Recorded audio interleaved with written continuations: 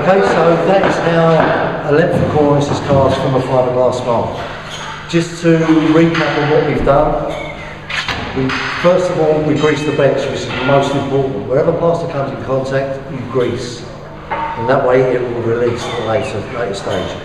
Then after we greased it, we cut the canvas. For this particular cornice, we used the half width canvas.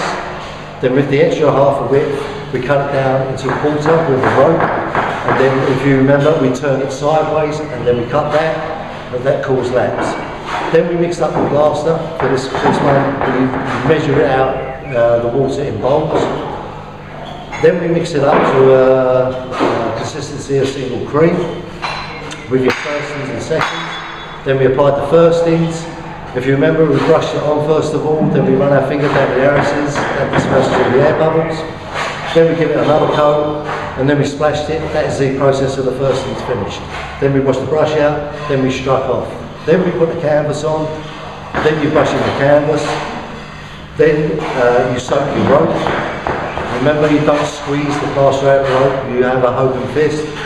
Then you put the rope in position, then you put the canvas, put the lathes on the mould, then you brush the lathes to make the lathes moist, because if they was dry, they would suck the face out the cornice and you'll get a hairline crack all the way down the duration length of the cornice. Then you put the lathes in the position, then you fold in, then you brush it, then you soak the laps, then you put them every 300ml. Then once you've done that, then you give it a final brushing of adhesion, making sure that the adhesion of the laps in the back of the cast is correct. Then you give it a final splash and then you give it a strike off. Okay? That is how you do a length of cornice. In about 5 minutes, maybe 10 minutes, when the bowl is ready to be cracked out, this plaster in the bowl, when it's ready to be cracked out, it's hard, that's when the cast is ready to come on, not before. Thank you. Right, like I said before, we're ready to see if the cornice is ready to come out of the mould. To check that, you crack out the plaster. As you can see there, the plaster is dry. So now let's see. What we do, we go to one end of the mould. We gently lift it to see if it comes up. Right, now that is telling me it's ready to come. Right, now we've lifted it. What you do, you get your fingers underneath. You stay away from that edge. So looking at that side, your fingers are under there. And you slide your fingers along one edge and you're tilting it towards you. This will make ease of access in that mould.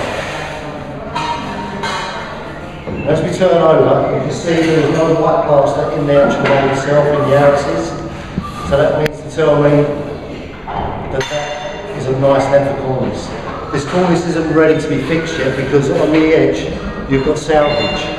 So we need to take that off. And by that process, we use a surfboard. And all we do is tilt the surfboard. We don't have it flat. We tilt it on the back edge, and we're taking that salvage off.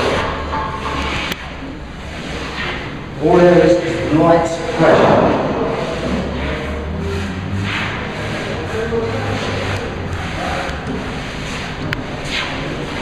Okay? Now once you've done that,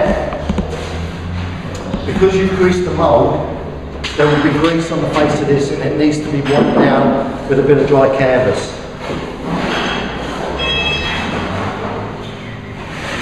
What this is doing is taking off any light film of grease that is on the cornice itself. The reason why you're taking the grease off, because when you fix it and the painter come along to paint it, you'll find he will have problems because you've got grease on the surface. So what we've got there, if you see on there, is a very light white. That is the grease that has come off of that cornice. Okay? Now this cornice is ready to be stored upright, and when you cast another one, you put them face to face, and if you cast more, you put them face to face and back to back, and you start store them vertically. Okay? Thank you.